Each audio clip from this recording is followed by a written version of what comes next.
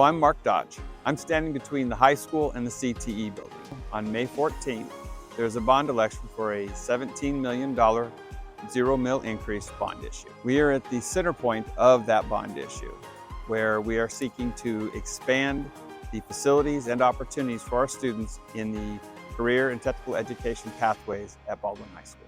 Our metals, woods, drafting, as well as new pathways such as agriculture science, and enhancing the opportunities through culinary arts and health sciences. If passed, this bond issue will not increase the bond and interest mills to Baldwin USD 348 taxpayers.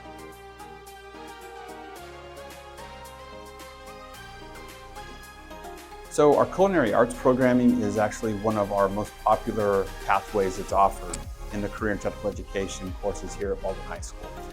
We regularly have over 100, 120 students each semester that are taking classes that go down this track.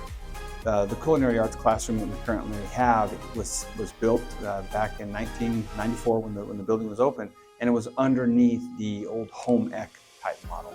The pathway itself has evolved over time and is more geared towards students that work in the restaurant industry. And so what we want to do, our students, the interest that they're showing, is to be able to work in kitchens, learn in kitchens that reflect that's in the industry. So this bond would allow us to update the CTE kitchen so that it is an industry-ready kitchen.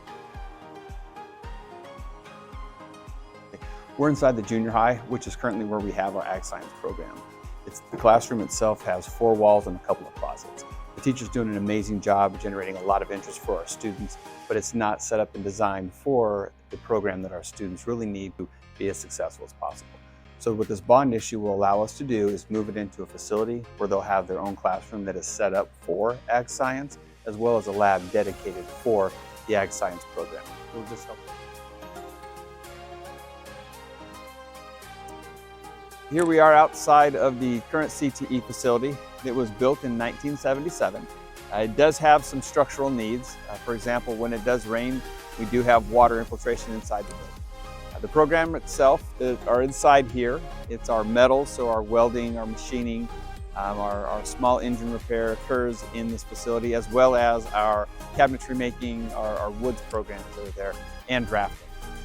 Again, it was built in 1977, and the programs have evolved over time. And so one of the updates that we would be able to make should this bond issue pass is the ability to update the programming inside so that the equipment, the machines that our students would have access to would also reflect what's being used in the industry at this time.